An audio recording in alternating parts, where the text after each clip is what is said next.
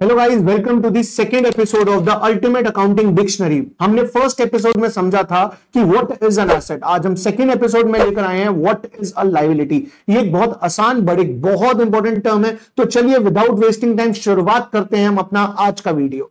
So guys, मैं रोहित सेठी आज के इस वीडियो में आपको बताने वाला हूं that what is liability. Liability को साइड पर रखते हैं और एक बात समझते हैं। अगर हम किसी बस या फिर लेट्स से टैक्सी में या फिर हम किसी ट्रेन में ट्रैवल करते हैं तो वहां पे लिखा होता है दैट सवारी अपने सामान की खुद जिम्मेदार है। इसका मतलब वो ये कहना चाहते हैं कि कल को अगर जर्नी के टाइम पर अगर आपके सामान का लॉस हो जाता है तो आप ही उसके लिए लायबल है। लायबल का मतलब ये हो गया कि आप उसके लिए रिस्पॉन्सिबल है, आप ही को वो लॉस बियर करना पड़ेगा।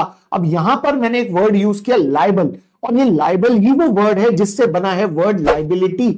लायबिलिटी का मतलब होता है कि अगर आपने किसी के पैसे देने की रिस्पॉन्सिबिलिटी ली है, यानी कि आप रिस्पॉन्सिबल हो कि आपने किसी के पैसे देने हैं, तो वो हो जाती है आपकी लायबिलिटी। तो क्या मैं बोल सकता हूं लायबिलिटी जो है वो एक ऐसा सम होता है, एक ऐसा पैसा होता है जो हमने किसी का देना होता है। हमने मतलब या तो किसी पर्सन ने या फिर कंपनी ने, एंटरप्राइज ने किसी और का चुकाना है, तो उसको हम क्या बोलते हैं, लायबिलिटी।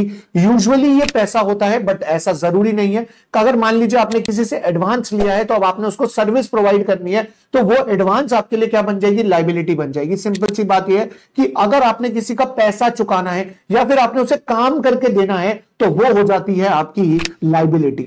लायबिलिटी जो होती है ना, वो यूजुअली एक ऑब्लिगेशन होता है जो दो लोगों के बीच में होता है और जो अभी तक कंप्लीट नहीं हुआ होता। ऑब्लिगेशन का मतलब या तो आपने पैसे देने हैं या आपने काम करके देना है। कोई भी एक ऑब्लिगेशन हो सकता है जो अभी तक कंप्लीट ना हुआ हो, उसे हम बोलते हैं लायबिलिटी।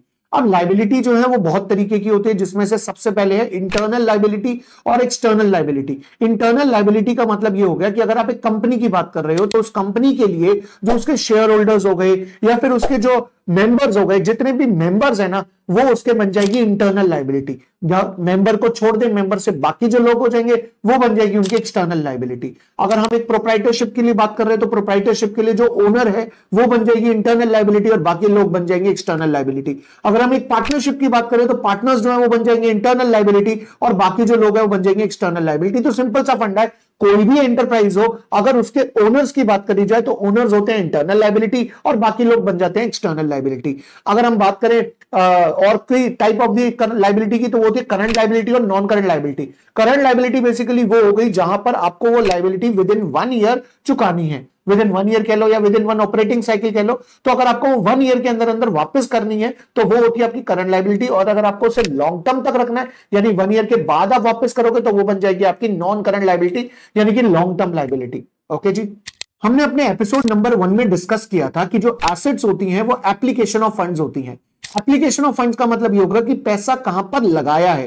तो जो लायबिलिटी होती है ना, लायबिलिटी होती है source of fund. Source of fund मतलब पैसा कहां से आया है।